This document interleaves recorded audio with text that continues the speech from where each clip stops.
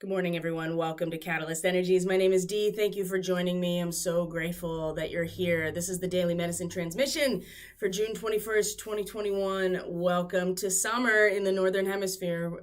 In the Southern Hemisphere, welcome to winter. We have reached our solstice point as of 11:30 p.m. Eastern Standard Time in the United States last night. And so we're still in this gateway portal, however you want to imagine it, of the solstice. And we are looking at maximum sunlight in the Northern Hemisphere right now. In the Southern Hemisphere, we're looking at minimum sunlight, that point of darkness where it is the most dark. And so we're in a transition period, aren't we? We're in a very significant transition period, as we usually are at this time of year. So we're going to go over the astrology of today. We're going to look at the reading. We're going to understand why a bowl is most useful when it's empty. And with all of this water energy today, with the moon still in Scorpio all day, there is plenty to fill an empty vessel, if you know what I mean. But it's going to require that we, in fact, are stabilized as that vessel, which is, of course, the Cancer energy, is to have stabilization. We have reached the second act of the year, which is, in fact, stabilization. When the sun enters Cancer, it is a point of no return. It is, in fact, where the roots of the plant actually meet the soil and stabilize the life form to the surrounding environment in which it's going to bloom. And this can be very difficult transition time when the sun is in Gemini, late Gemini, moving into early Cancer.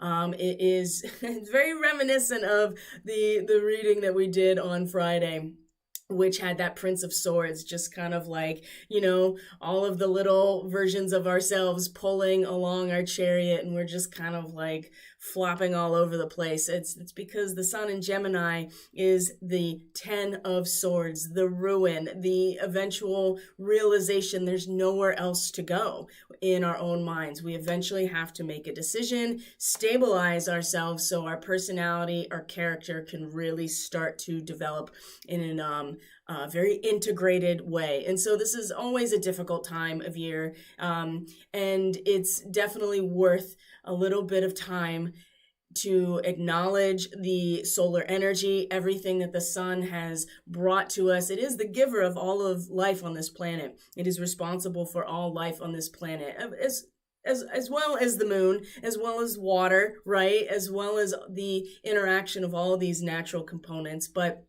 it's important at this time to acknowledge the role of the sun, whether it's waxing or waning. It's still important to acknowledge how important the sun is. Our star is the furnace of all life here. And even if we are going into the winter, as the people in the Southern Hemisphere are doing, it's still important to acknowledge, because now they're getting their sun back. They are getting light back as we move into this phase for them. So, we will be speaking in terms of the Northern Hemisphere, in terms of the imagery and the archetypes, because that is where I'm at currently. And with the sun in Cancer, it does really reflect archetypally and symbolically that stabilizing point and the point of no return. So it's an exciting week. We have Jupiter has now stationed retrograde as of yesterday. So Jupiter is now retrograde. We have the sun in Scorpio, or the moon in Scorpio right now.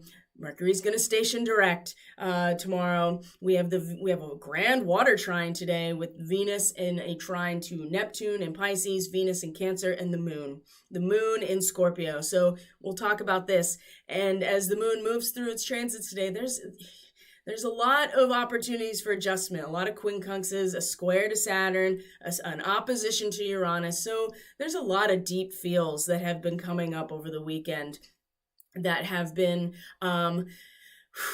going along with and we saw it. It was pretty clear, wasn't it, in the reading on Friday? It was really, really clear, that high priestess coming into the moment of the solstice, and then the moon, right? That dark period. And this is the beginning of the yin phase of the year, which is why stabilization is a really important concept to embody right now, because it's going to be this stabilization that makes a difference in August and September when we get to Virgo season. And it is, in fact, the root system and the strength of the roots that is going to determine how healthy the fruit is that bears the seed, right?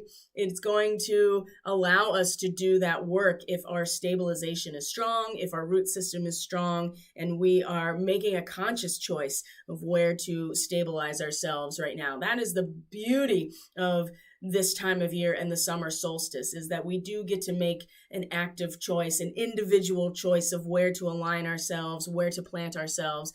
And then from there, we allow the process of contraction over the next 6 months to take place. Oh my gosh. So if you've been feeling isolated, if you've been feeling incredibly emotional, never fear. This is part of what's going on right now, especially for the star seeds. I know for me personally, it's definitely been quite an overwhelming weekend emotionally, even though on the surface it seems so still and so quiet. But it is the still waters that run deep, isn't it? And so if you've been feeling intense, and if you have a lot of intense emotions, if you feel stagnant, we're going to look at this today too, because that stagnation is really what ends up being the impetus or the catalyst for, breaking out of old structures if we see it for what it is. But there's been a lot of intense feels over the weekend, and they've been expressing themselves in all kinds of different ways, but especially for the star seeds, if you're feeling isolated, it's because this two world split is so palpable right now, and it's so real that it's becoming harder and harder to manage it, I would say, without losing a lot of energy. And so but we learn so much with the moon in Scorpio. It's intense. There's a lot of feels. You get really into the depth of things, and see your own shadow, right? And it's mirrored back at us in our relationships and in our reality. And more, it's certainly going to be reflected the most, I think, with this opposition to Uranus today. And then we have the Grand Water Trine. So let's just get right into the chart and kind of, anchor ourselves into something that seems to have some semblance of stability in our lives. And maybe we'll find a way to hopefully integrate all of these deep feels that the moon in Scorpio is presenting, in a way that allows us to realize our dharma, in a way that allows us to practice interdependence. And let's just get right into it. It's been a strange weekend, so I hope everyone is doing well, that they have enjoyed the solstice so far and acknowledged these really strong and very impactful shift in the season that we always have. We're going to have a full moon on Thursday as well. So not only is Mercury stationing direct this week, we're also going to have a full moon on Thursday as well, Capricorn full moon. So even when we find our stabilization point, right, we make this decision, whatever it means for us, a radical shift in allegiance, perhaps, depending on how we've been engaged with this Gemini energy, right, and the assimilation process that is so important. We need a space in which to assimilate all of this stuff. And if we haven't created that space, this time right now is forcing it. And in some cases, it's going to have a tower moment for some people in order to create that space. So let's just get right into the chart and see what's going on for today, and give ourselves, like I said, an anchor to some measure of reality. So starseed, if you have been feeling isolated and stagnant and you're just like, what is happening? Just take it for what it is, because like I said, it's everything is exactly where it needs to be. And this message continues to come up over and over again, despite my trying, my own guidance, trying to figure things out. It's always everything is exactly where it needs to be. Let me fix this real quick here. Alrighty.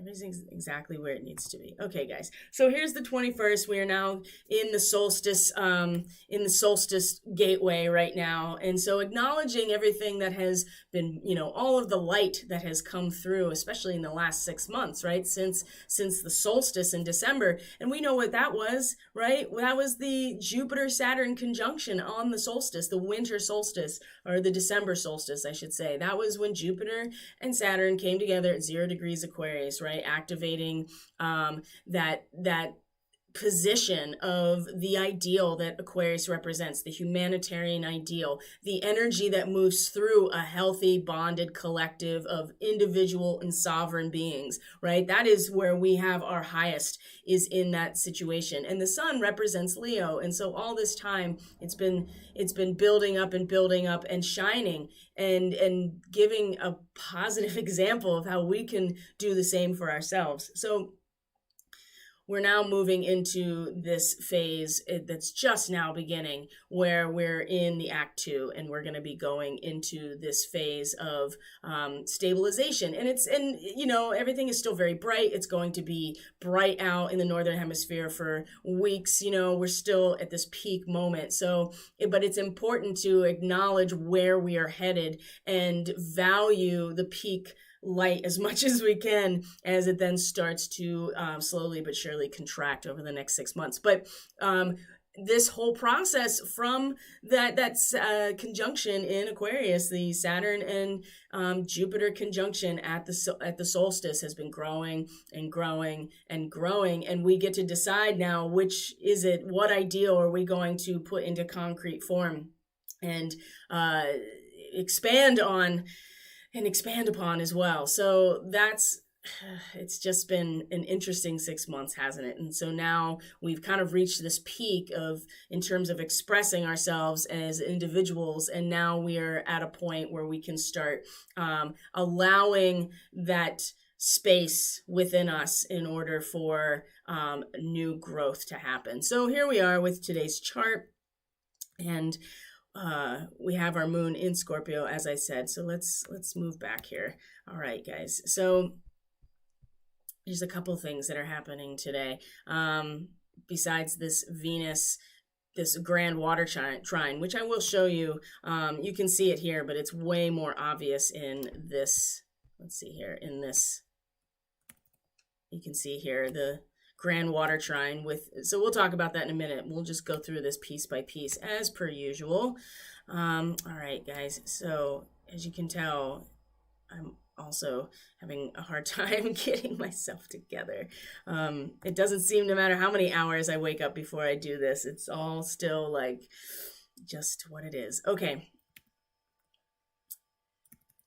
Where are my notes? All right. So we're going to start here with this quincunx here. Let's go back a couple hours, early morning hours, maybe just after the solstice, right away, the moon. See, this is where the adjustments are coming. There's a lot of quincunxes with the moon today. So for as deep as these feels may be for us, and moon in Scorpio, there's really nothing to attach to. You just kind of sink down into the depths of your soul, into the depths of your own shadow, into the abyss of who you are, and you have a direct confrontation. And that is the moon card to a T. It's so interesting to me that at the solstice, where it's at peak sunlight like this, that we are almost immediately, because of this moon, plunged into the depths of the emotional space and the feeling-based space, right at the same time. And so we kind of find ourselves like again, this two world split thing is certainly more palpable every day, more obvious every day. Like I said earlier, it's getting to the point where it's like, how do we still need the ability, we still need to figure out how to manage this as we move along. And it's definitely from a spiritual perspective. And we all know on an intellectual level that we're responsible for manifesting the world around us. And so we've come to that realization really strongly, I think, with all this Gemini energy and our ability to manage it and the power within it. Now we're moving into the space in which to create, and how that is equally important. And that's why I titled this transmission, the bowl is most useful when it's empty, because if it's filled with all of our past karma and all of our concerns and our worries and all of the negativity that normally builds up, especially at this time of life in general, then we can't really provide an empty space in which anything can grow. And it's important to keep this in mind. So when the depth of the feeling is providing all these opportunities to adjust ourselves as it's making connections. So you're going to see the first connection was with the nodes, right? Especially the quincunx with the north node. It would be in a semi-sextile with the south node, right? But this quincunx with where the north node is, this new territory, the new open lands that are allow us to be pioneers of new earth, essentially, right? This is where we're collectively moving, is into these new potentials, and there can only be new potential if there's old potential, right? And so being within the dualistic nature that all of this is, the underpinning of all of this is this dualistic nature that we work with in order to create something new. Underneath, we have to, if we want to go somewhere new, we have to acknowledge that there's somewhere we're coming from. And so this Gemini aspect is really strong here. And then we have the quincunx with the moon in Scorpio, which is really making our connection to humanity very feeling based, right? It's not intellectual. Once you get into Scorpio, there's a yearning and a desire to merge with Scorpio. There is an acknowledgement that we are so much more than just our own individual energy. And when we come together in communion and cooperation, regardless of our intention, it is so much more powerful than if we are on our own. And part of that is that we start to begin to feel responsible emotionally for other people.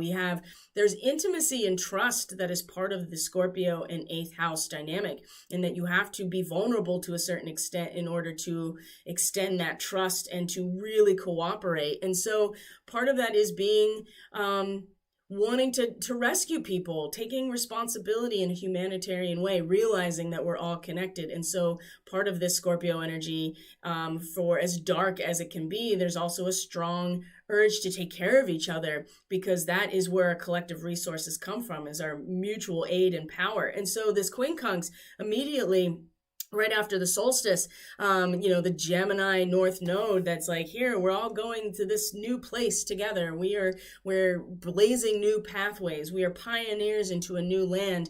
Where we have, I think, where we're struggling is that we feel so strongly wanting to help those who are not making it, right? The drowning man being rescued. That's the Sabian symbol here for Scorpio.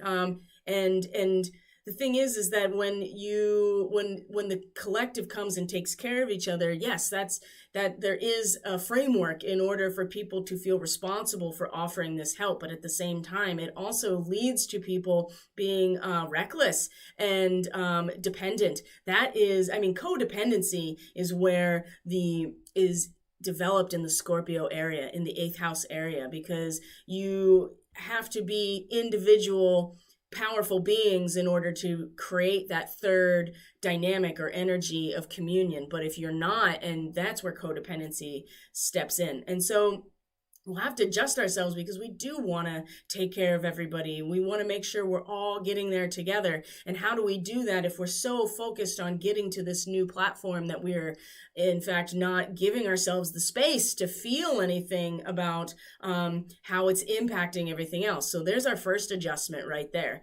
with the moon and the north node specifically. We go from there, and it's going to not only quincunx Chiron. Oh my God, Chiron has just been really just making itself very obvious to us these days with our frustration and our just our desire to create something and to have something activated. And we will, if we continue to feed into this victim dynamic that keeps us from actually taking responsibility for creating the reality that we want, then yeah, we will certainly, it will pique our frustration and have us act out in some way. So at the same time that this is happening, this quincunx here with the moon in Scorpio, it's squaring Saturn retrograde in Aquarius. And so again, there's a driving urge towards achievement, right? And that's the driving urge in order to commune, to cooperate, to get to something deeper in Scorpio. It's really at the root of our civilization, right? If we didn't have this urge to go towards something, to achieve something, to come together and cooperate in order to create something new. If we didn't have that urge, we really wouldn't evolve in terms of a civilization, right? So this, again, this we want to, we're like an inventor, right? We're in our lab right now, and that's where Scorpio is. Like, I want to get at something new, right? I want to tinker, and I want to perform experiments. I want to understand the underlying mechanisms for all of this. And I want to, not only that, but I want to invent something. I want to push forward our evolution, our civilization. And it's meeting a lot of resistance. Number one, to Saturn retrograde, which is just like really, I mean, if this is making our feelings of stagnation, I think, even stronger, to be perfectly honest, because we want to, it feels to me like we want to keep moving, right? And we want it to be formalized and crystallized, and we see that that's happening, but we have to go back over old territory and learn what it means to actually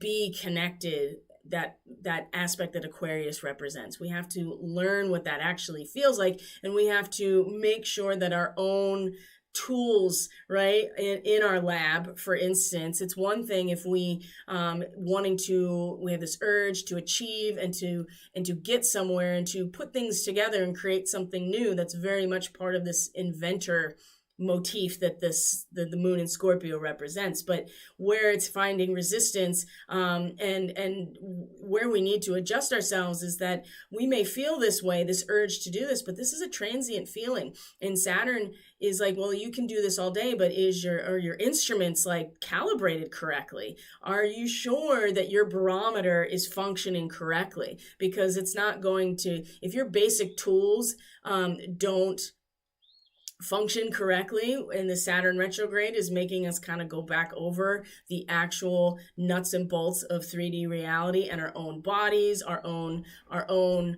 cultural and humanitarian organization, right? Aquarius. If we are not, if those things aren't properly calibrated so that we can even, if we can't even make basic predictions on things, just on simple shifts in pressure and density and humidity, for instance, I'm just using these as metaphors here. If we can't even, we have to make sure that those tools are working properly. Otherwise, everything we do in our lab, as much as we feel personally driven to do anything about it, it's not really going to, we're going to have to change our approach, and we're going to have to make sure our instrumentation is working and functioning properly. And this is where Saturn retrograde can really help us. And this square, for as much as we're like, oh, I want to get there, it's just like, hey, make sure that you don't have any cracks in the bowl, right? Make sure that your instruments are working properly. Otherwise, what's the point? It's not going to actually get you to where you want to go, no matter how much urge you have in your emotional body right now. And of course, the quincunx with Chiron is just, it's just, again, we have to adjust ourselves because there's an urge both sides here. Scorpio and Aries have a relationship, even though they're naturally quincunx to each other, which makes sense. They both have co-ruled by Mars at one point. And so there's an urge and a desire that comes with both of these, that we're going to have to adjust our expectations and adjust how we feel about what we know is coming. We know it's coming, and we can feel within us that we want to work towards it, but we have to make sure that everything is where it needs to be and that everything is calibrated properly. And we certainly don't want to we certainly don't want to blow off before it's time, right? Which is where the Chiron and Aries, because again, it brings us back to, if I'm not doing something, if I am not if I'm not doing something to make a change right this second and actualizing myself, then really I'm just, and there's certain truth to that, right? There's definitely a truth to that. And we have to take some responsibility for ourselves and not be a victim necessarily, or a savior. That's the other part of the dynamic of Chiron, the wounded healer, right? I mean, no matter how much we try to put these things in motion, what heals us is walking away from the identity, not continuing to try to heal other people, thinking that it's going to allow us to bypass our own work. So even with the moon in Scorpio, it's still the same urge to do something. And we're going to have to, again, adjust our expectations. And that's going to come about with this square to Saturn. It's just going to put a halt right there on all of our lab work, because we're going to realize that our instrumentation needs to be calibrated. If that may, I mean, these are all analogies, but they function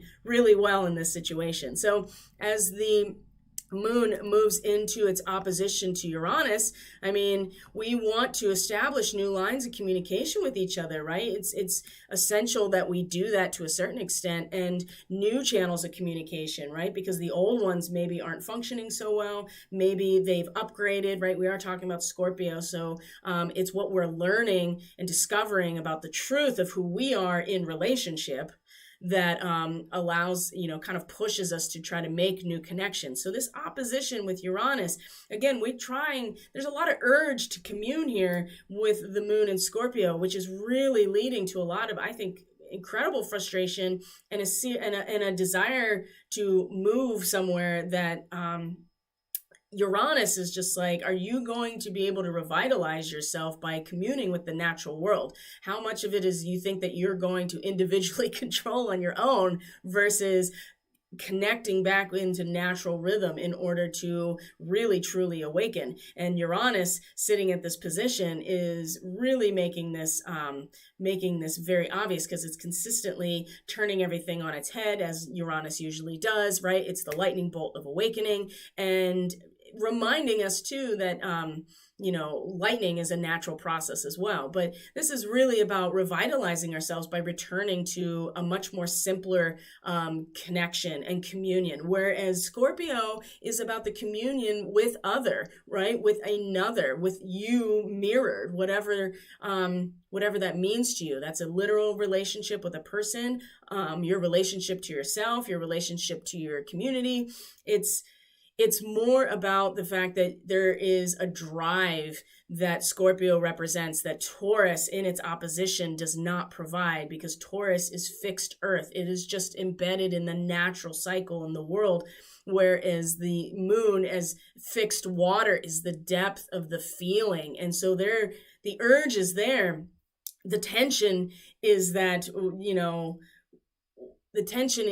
we're not necessarily the only responsible party necessarily for creating these new lines of communication. And the more that we try to force these things in our own ego consciousness, I feel like the more we'll certainly be given opportunities for Uranus to trigger our transformation, because that's what Uranus does. It triggers our transformation. It is the collective third eye. And so it is the Fool. And we've talked about this before. And this is where Uranus has been sitting now and continues to challenge us, is that can you step off the cliff and be in total trust and knowing in the present every moment?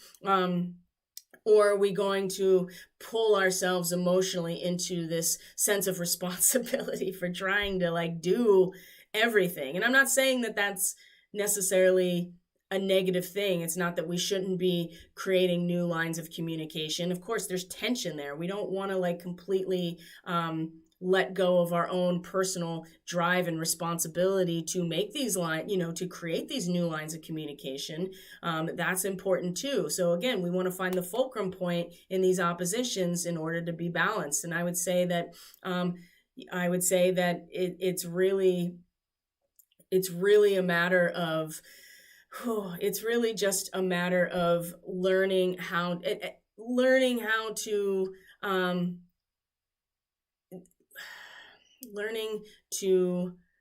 get the most out of these moon transits, because they are just transient. They're just feelings that we, just like ripples on the water, right? And the problem is that when you sink to the depths of Scorpio, especially with the moon that wants to be contained in Cancer, moon in Scorpio is is a troubling place to be, because you can get really deep and dark and depressed and get lost. Okay. And so Uranus can pull us out of that, but it also can pull us into a place where we think that we are in more control than we are, if that makes sense, because it's so intense with a moon in Scorpio that we might not see things for what they really are the deeper we go into it, right? It's distorted.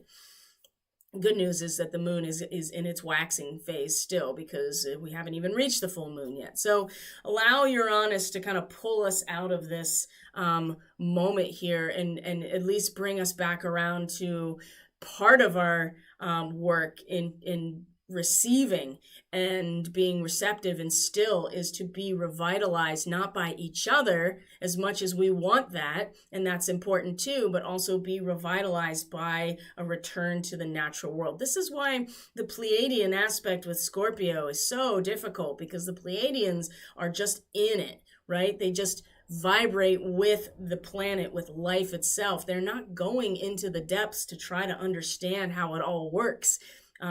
So we want so badly to like know how it all works and connect all the dots, right? And we will, but we also have to, we also are transforming by way of a return to something natural. And I will tell you what, when we get into the next nodal positions of Taurus, the North Node's going to be in Taurus and the South Node is going to be in Scorpio. So just consider this as we move forward over the next year to 2 years, that our trajectory collectively, our soul's trajectory collectively, is going to be very Pleiadian. All right, we're going to be moving into late Taurus with the North Node. And so, I mean, we still have some time to go until that happens, but that's just this opposition right here with Uranus and the moon is going to be reminiscent of a lot of the struggle that we're going to have over the next couple of years, I would say, in terms of this nodal axis. So just something to consider. Now, Venus is going to trine, is going to come into a trine with Neptune exactly today. And both of these positions, as we've talked about before, are about 3 people existing in close proximity on an island in the ocean. And in Cancer, it is about the ability really to take the threefold aspect of our personality, right? The focalization of complex inner potentials, right? In something that's harmonic and concrete, right? It's we have to take our emotional life and relate it to the spiritual and the mental. We can't keep compartmentalizing these things. And the real integration that Cancer represents has to do with this type of energy. Realizing that all of these, the spiritual, the mental, and the emotional, are interdependent. And we can't just do one and forget about the rest. They all have to come together. And so in this trine to Neptune, this is, in fact, Venus pulls towards her what she needs.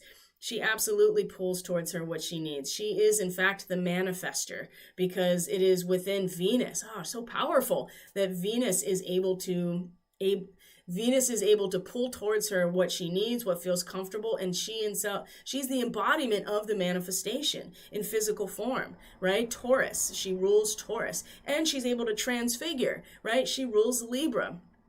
She rules the material realm for us. And so she pulls it towards her, and she is able to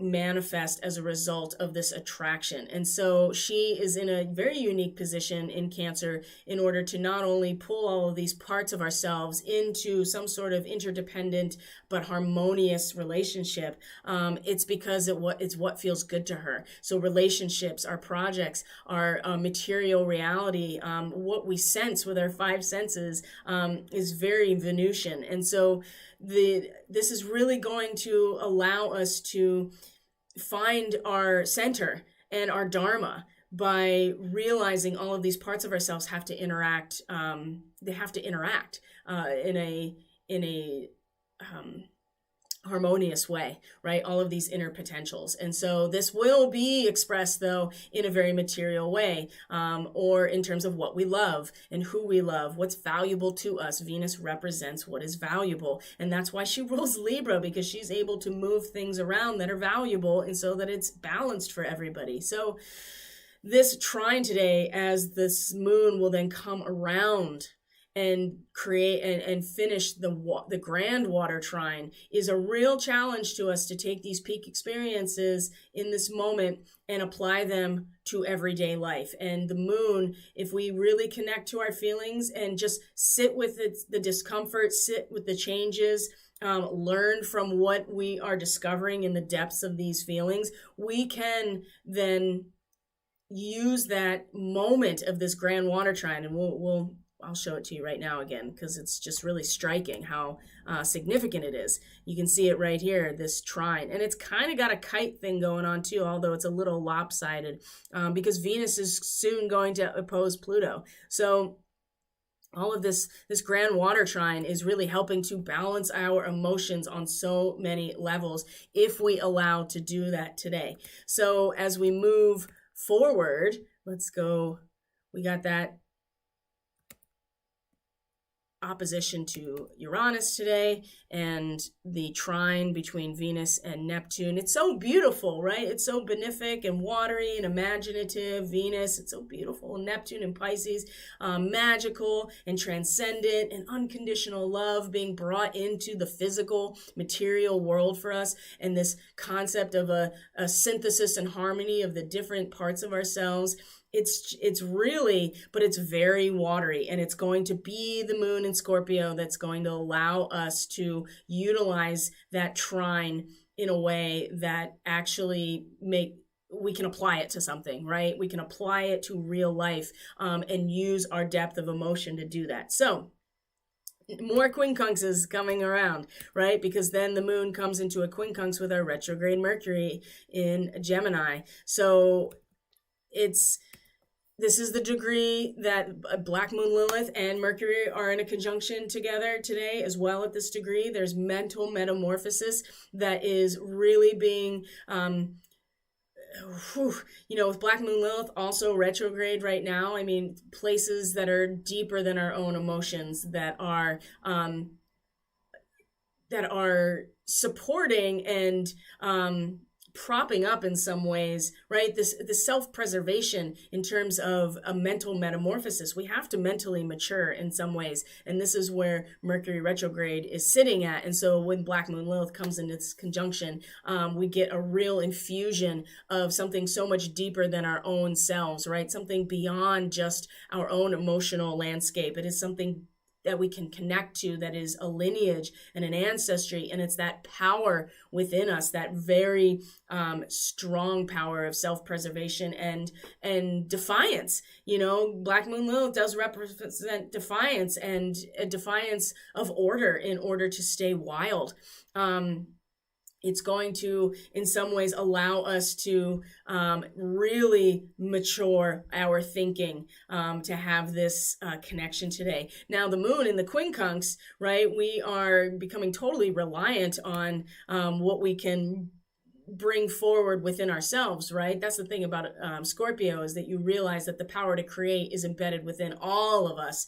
So that quincunx to Mercury is, again, going to allow us to adjust ourselves, because we still have to, it's not just within us, and it is within us, but it's so much deeper, right? And Black Moon Lilith meeting Mercury is really going to be this wild card in some ways. It's going to influence where we need to adjust ourselves, because it's one thing to be totally reliant upon our source within us in order to create, of course, but there's going to be something much deeper that comes about that's going to trigger our metamorphosis, and our mental maturity. Like, it's time, and Mercury's going to go direct soon, and then our ability to take everything that we've been reviewing over the last couple of weeks and start applying it to this mental maturity is going to come online this week. Now, the moon, where it starts to get interesting, I think,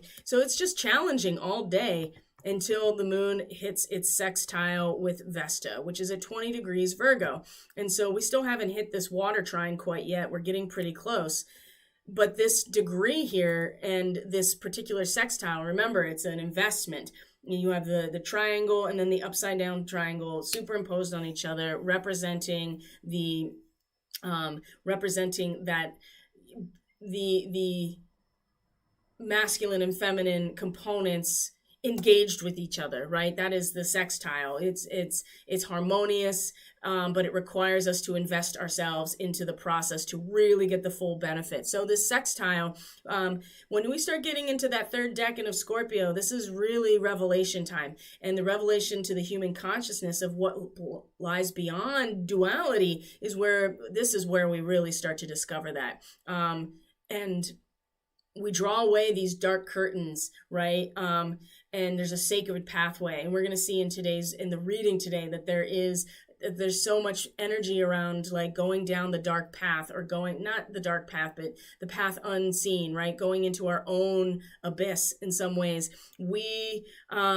There's a cooperative effort that we're all doing this together, right? That we're all driving our own car, but we're all in a caravan going to this one destination. And this is where Vesta in Virgo is. And so we can invest this energy of the revelation beyond dualistic knowledge, pulling away the curtains, letting the light in, and having a visual of this sacred pathway down the middle is going to really, when we can invest these two energies together, this is where I feel like we're really going to get some traction today. But we have to invest ourselves. We can't, it's not like but the water trine right after is going to also really be this kind of crowning moment for today, because it's the need to incorporate these inspiring experiences into our everyday life. And when we do that, and we make this connection with this grand water trine that you can still see here as we move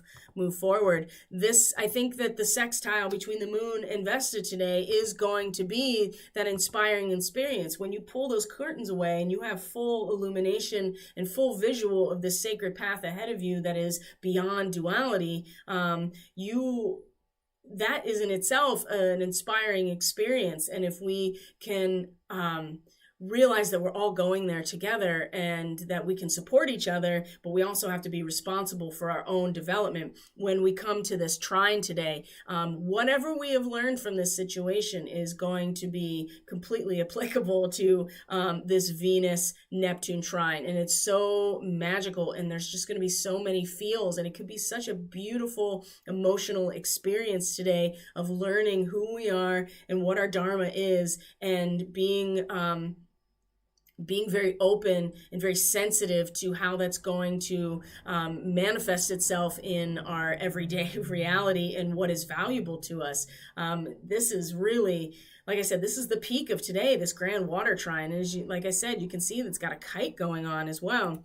Make sure that you're looking at this. Yes, you have this kite going on as well, because within the next couple of days, Venus is going to be in a direct opposition. So when that happens, and the sun is in a trine to Jupiter that is now retrograde at the same time, real testing of our will, real testing. So whatever we've been feeling over the last couple of days is really setting us up for the tower moment that is likely to re-emerge when Venus comes into an opposition with a retrograde Pluto. Venus in Cancer, right? As the storm rages through the canyon, whereas Mars was the tower energy when it was doing this, Venus is going to pull it all in now, especially in Cancer. She's really going to pull it in to protect and to nurture and defend what is valuable to all of us. And so that's going to be really strong too. And this kite right now is showing us that not only this grand water trine is a big part of it, but the sextile that will be between not only Pluto and Neptune, but this Scorpio moon and Pluto retrograde is also a way to mitigate some of the tension of this opposition. And it's really about what we learn and discover when we go into the depths of who we are. And it's not easy, and a lot of people get lost here, especially if they don't have, if they're not used to, and sometimes even people with moon in Scorpio, for instance, it's a really easy way to get caught emotionally in the depths and have a really hard time pulling ourselves out. And so that's just something to keep in mind. But like I said, this trine today is kind of the pinnacle. So let's look at the reading, because I think just to show you like what's come out here today. Oh boy. I hope everybody's doing well and taking good care of themselves as much as you can. Let's see here. Here's our reading for today. There's a very significant color pattern here today with the red and the orange and the dark and stuff like that. But we do see that we have a tower coming that's reversed, and usually that's not a good sign. It's never a good sign with the tower, but at least when it's upright, it's, you know, that it's like sudden realizations and breaking out of old structures. When it's reversed, it's those structures internally, right? And sometimes it's just blind destruction because we're not aligned with this process and accepting it. And we have a lightning bolt at the top here, the 8 of forces, the 8 of scrolls. So we have this continuity on the polarity of the 8, which is divine intervention, right? So let's look at this, because where we have come from, the Hierophant is our Taurus card. It's also Jupiter in Pisces, which I think is interesting because that's where we have Jupiter right now, which is the vision, right? And so the Hierophant is the high priest. It's the world of beliefs. It's the system of creeds and dogma, right? It's very much related to the physical material world. It's fixed properties of the material world. And it represents the traditions, the religious traditions, the intellectual traditions, right? The second house energy is where Taurus is. And this tradition and ancestral tradition and the fixed earth qualities of dogmas and creed and belief are all part of what we come in with and what is available to us in the world around us.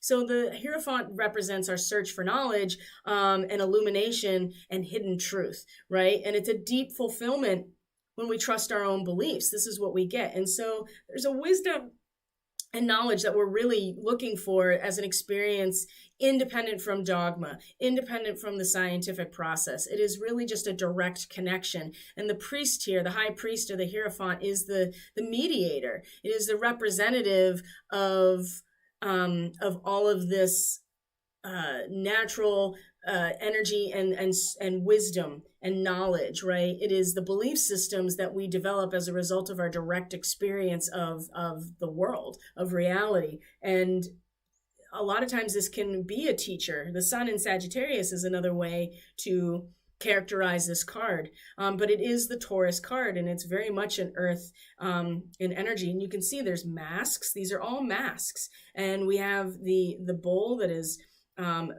behind two halves of the bull. You can only see the two halves.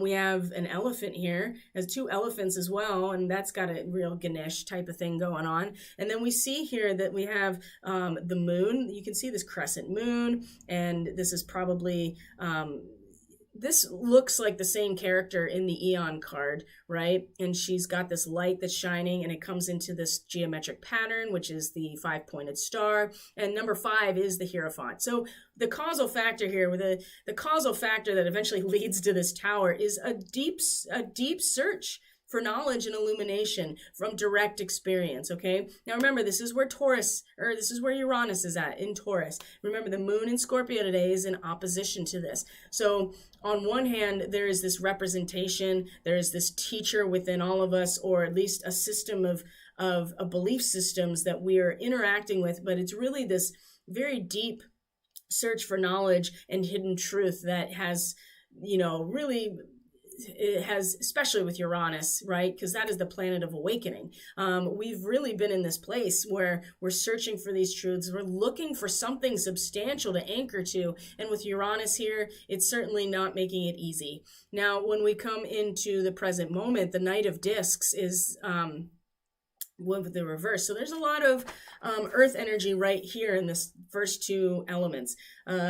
Leo to Virgo, right? We're talking about the Knight, which is the fire energy, the warrior energy, moving into the fertile lands, right? And focusing on material gain. And so, there's a lot of focus on success, and it really comes from instinct and pragmatism rather than intellectual knowledge. And so this goes back to the Hierophant, where it's direct experience of illumination and truth as a result of our willingness to commune with the natural world. It's a direct experience rather than mediated by some set of dogma or some set of teachings that's being passed down to us. Now, that could definitely be part of the Hierophant. It's got an authoritative structure, but it's more like a Buddha character in the sense that it is a representation, a physical representation of the search for knowledge and truth that we all embark on. So when we get to this here as the heart of the moment, we have difficulty relating to others. Have you been feeling, the isolation is so palpable and is so, and I know it's not just me, like I, interface with a lot of different starseeds, and I know that a lot of us are feeling this, like the isolation right now is becoming so, it's just so obvious that it's almost like, well, now what are we going to do? And so having a hard time relating to other people when it's reversed like this, sullen, intolerant, because this individual is using their creative energy, Leo, towards the growth, Virgo. And so there is a lot of pragmatism and instinct, and there's a lot of really strong material focus with this card. So when it's reversed, there's, unable to put any interest in anything outside of ourselves. And stagnation is also a big part of this card when it's reversed. And jealousy, grasping, these are all the ways that our ego is able to show us where we are having a hard time within ourselves, right? When we're feeling envious or jealous of other people, if we're grasping at things that we feel we don't have, if there's stagnation, these are all really strong right now. And so I'm not surprised this is coming out like this. And difficulty relating to others are but there is at the same time an internalized experience of really getting successful results in the growth of our own character when we put our energy towards it. This, with the lightning bolt as part of this whole reading, I really do feel like that we are, as people, are struggling right now to take our fire of our creative passions and expression and really apply them successfully into, and it's frustrating because we have this desire for and search for knowledge, search for illumination, and then we want to take our energy and apply that to growing something substantial, and we're really feeling blocked, I think, and stagnant. And it's not because we're doing anything wrong necessarily, but it's part of the learning process on how to be a conscious co-creator, and to sometimes you just have to sit in it and allow it to be uncomfortable so that you can see the difference between what's uncomfortable and what feels good. So we have this drive for illumination, to search for hidden truths, to understand the real knowledge of the natural world, to be the Hierophant, to be the actual physical representative of these truths. And then we come to the moment to try to apply them, and we're feeling very stagnant and having a lot of resistance in some ways. So what's underneath the surface here, you know what I mean? What's running in the background is that we know that there are unknown paths that we need to travel, right? 8 of Scrolls, and this is again about our mind. And you can see here that the 1 of Scrolls is reversed as well. And so in terms of guidance and the Mountain Goat, this came out last week too. We're still really off track. Our thinking is off track. I think we're confused. There's inertia. We're out of balance. And when the underlying energy is not when we're not able to take a step onto the path, we're going to have it made for us. And as you're going to see here now at the top, so we have the 8 and the 8 and these two polarities really representing similar aspects, which is the 8 of Forces is the lightning bolt, right? So our conscious awareness is the splitting apart, right? The loss and all the destruction that it represents. This is where our conscious attention is. This is what's happening in the upper chakras in terms of just being aware of it. And we do we do understand that in order for something new to be created, we have to let go of the old. Like, this is not a new concept, but it keeps coming back around because we have to go deeper and deeper and deeper with this. Every time we have to pull up a layer, and it seems like we have to go through this process again because it's a whole new layer of existence. It's a whole new dimension of reality, and we have to go through this process because this is part of what we're here to do. And so there's a time of splitting apart. We know that. It's so obvious now. And we know that the benefit is coming, but it's just going to take some time. And we have to, again, recognize that even in these destructive elements or these tower moments are here to take us out of stagnation, right? And part of it is because underlying all of this, under the surface, the background program that's running is that we are still having a really hard time stepping onto the next path. And this is where stabilization comes in handy, because when we're stabilized and the bowl is empty and we've cultivated a beginner's mind, then we can step onto that unknown path with and face our fear and recognize that the destructive process is part of creating something new. But our attention is really on the destructive process and not so much on the mental aspect of our inertia and our lack of balance. So what to expect, here's our tower moment. Mars is the agent of the tower, number 16, right? And it's Saturn and Uranus. We're still in this Saturn and Uranus square. And it's going to happen again. So because Saturn is retrograde, will go direct in October. Uranus is going to go retrograde. And so at some point they're going to meet again. And there's a sudden shocking realization with the tower. It crushes all of our old views and beliefs. And there's a will to change and start something new. Well, when it's reversed, of course, there is blind destruction that has no real reason, but I also feel like that it's going to be resisted to a certain extent because of the inertia that we're feeling on so many levels, or surprising perhaps. Maybe we don't want to make the change, but also something very simple is that when it's reversed, it's just within us, right? This tower moment may not be something that happens so drastically outside of us, but it's something that happens within us. And I would argue that with the moon in Scorpio right now, that is very much something that we are looking at, because in relationships, which is what Scorpio really represents, the resources in our relationships, we have to look at ourselves. We have to be mirrored. And that can cause an internalized destruction, right? When our own ego is shattered. And Mars is the agent of the tower, which Mars is Mars is in Leo, right? Mars is so confident and it's so sure of itself and really embodying this royal and regal energy and very much ready to act on creative passion. So it just feels to me that that what to expect as this tower moment is not going to be any less severe if it's not this dramatic thing outside of us, but it's still going to be dramatic. And I feel that what we're up against is this, it's not even what we're up against. It just seems to me that we're going through a process of inner destruction so that we can transform. And it's really something that we're more aware of the destruction process, and it would be better, I think it would assist us more if we were willing to acknowledge what's happening under the surface, which is our inability to be balanced enough and stabilized enough to step forward on a new path, whatever that is. So some guidance to help with this, if to minimize the destruction. I mean, sometimes it has to be destructive, right, in order for anything to happen. So the One of Scrolls on track. We already know that being reversed is that we're having trouble getting on the train, taking action. There's confusion, there's inertia. I mean, with this Knight of Discs, there's definitely inertia. And I think part of it too is because we want to have this illumination of the truth. We want to search for the truth.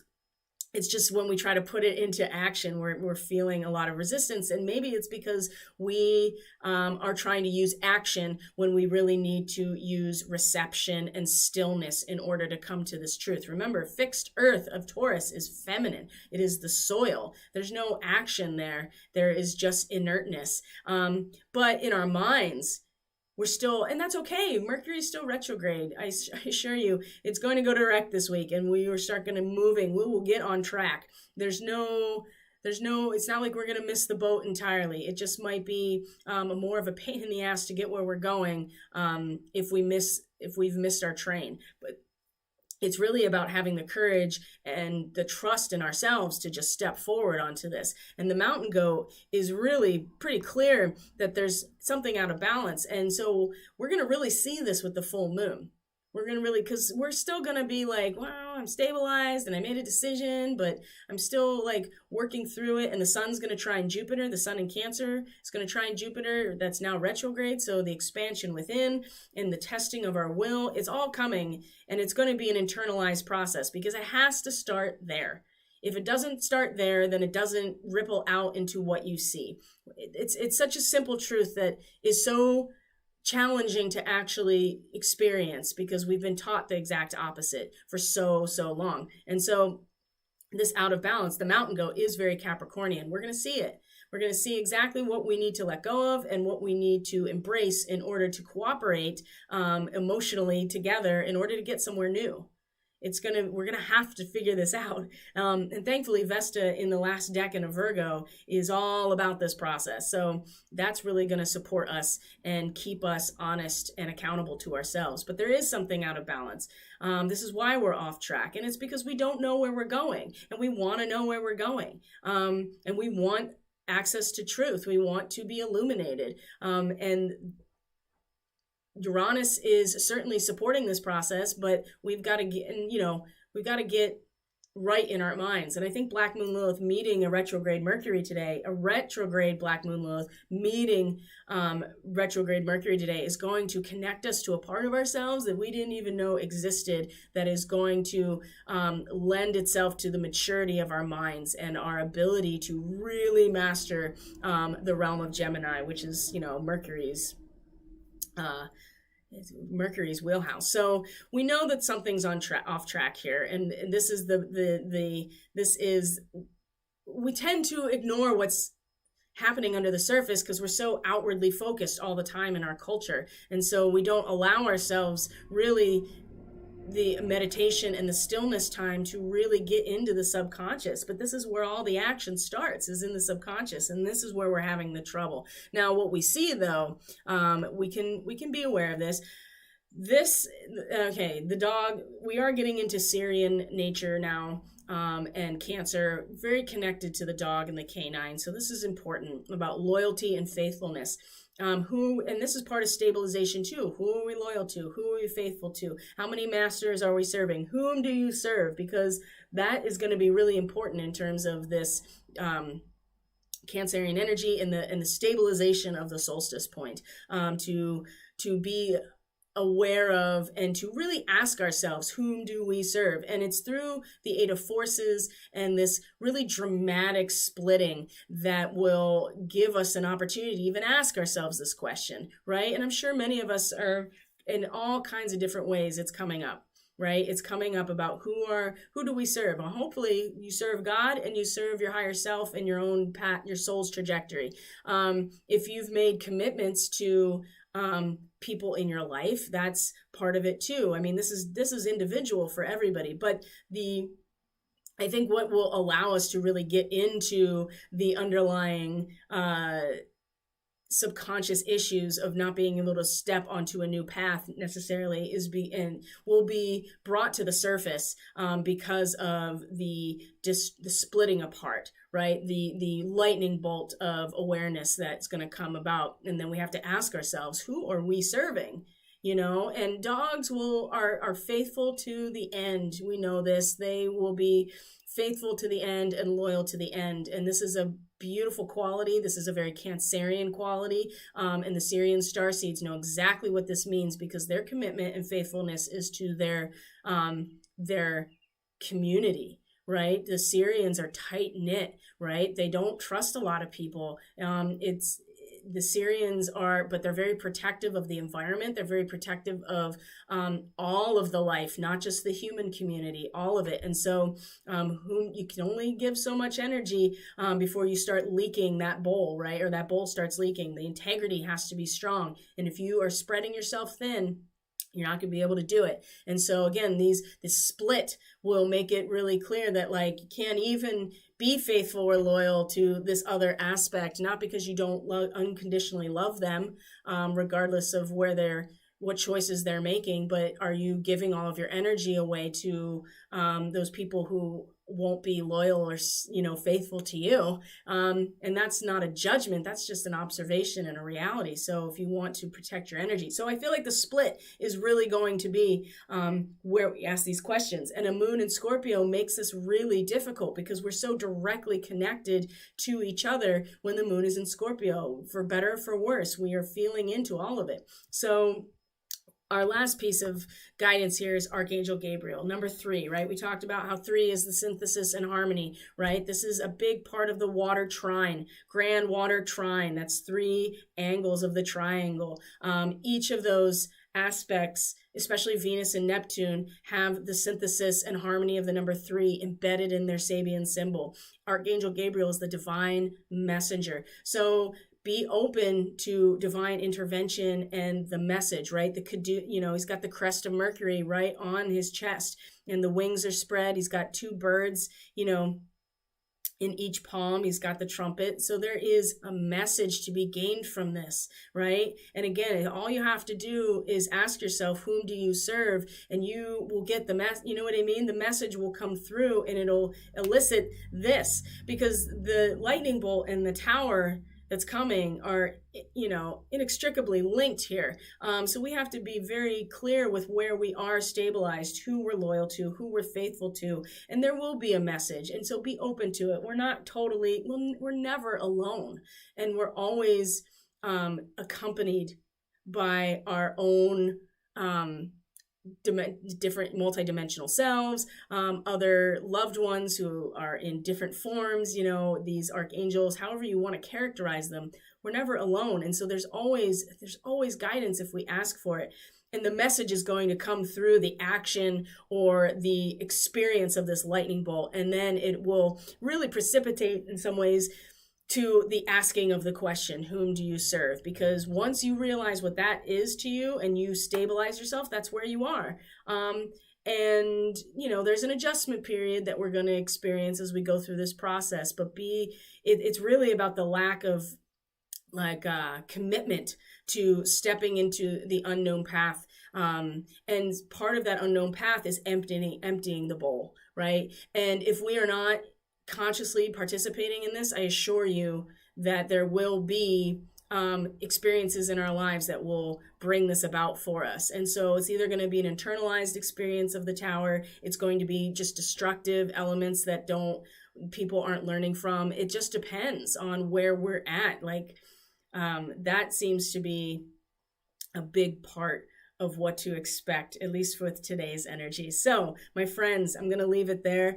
Wow, it took a little bit to get into the trance zone to really bring this through. Like I said, it's, we're all feeling it together. And I'm no different. I'm just here to share my experience with you, especially the starseeds, because this is why we're here. And it's important that we are anchoring in the light and anchoring ourselves in energetically. And this is what Cancer time is all about, is anchoring in to the environment, to the physical medium that is going to sustain us as we continue to grow and then grow in relationship. And that's going to be a theme that's much stronger come the fall, right? The fall equinox into October.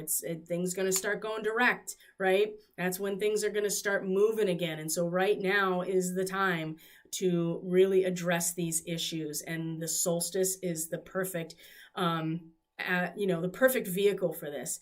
And remember too, like I said, the sun in late Gemini, it was just it was just a constant cycle of thoughts and pacing around and wherever it is in your chart, I'm sure it made its appearance. And it's like this every year, right?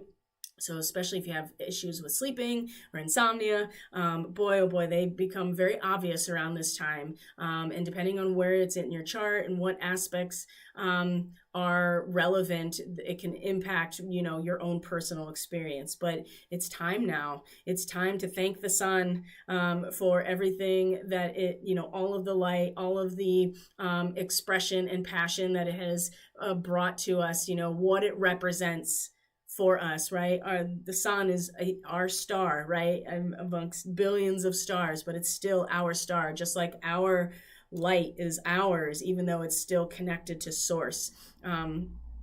That's an important distinction to make, and also to know that they come together like that, so that they are inseparable. And this is what the Pisces archetype really represents, is that we can acknowledge that we have a sun. We can acknowledge that that sun is a star amongst billions of stars just in this galaxy, right? And then the coming into Pisces is the experience of the all. But we're coming out of the age of Pisces now, and we're coming into Aquarius, where we have to start stepping into our own sovereign nature in order to create a healthy collective that holds the highest light, because that's what's happening. Whether we like it or not, we are moving into a part of the galaxy now. Our solar system is moving into the part of the galaxy where we're getting more cosmic radiation, we're getting more light, and the sun is projecting more of this light. And this is an inevitable evolution, right? Just down to being exposed to more higher frequency light as a result of our cycle through the galaxy is going to, wake up our DNA and activate it. So it's inevitable. That's what it means. Nothing can stop what's coming. These are huge cycles in time that are now happening. And we decided as a collective, decades ago, that we were going to actually make this transition this time. Last time, with Atlantis, we did not make it. And so this time, all of those, just about every star seed has Atlantis connections. I'm sure of it. So we take those experiences, the mistakes, the things that we learn from that multidimensional experience, that lifetime, and we bring it here. And, we're in Earth School. That's what we're here to do. So, guys, that is the message for today. Thank you so much for being here. You know the drill. Everything you need is in the description box below, including the website in order to book a reading or energy work. Getting to social media, if that's something that you like to do. I really just post the links to these transmissions because this is kind of my main mode of communication at this point. And I'll see you guys tomorrow for Tuesday's Daily Medicine transmission. We have a full moon coming on Thursday, so we'll be talking about that. Hope you guys are having a great Monday and you are getting the most out of this solstice as you can, valuing and acknowledging the light of the sun, and also at the very same time knowing that without the depth of water, that it just turns into a desert. So we definitely need to be in our fields as well, and creating a space for something to grow is really important.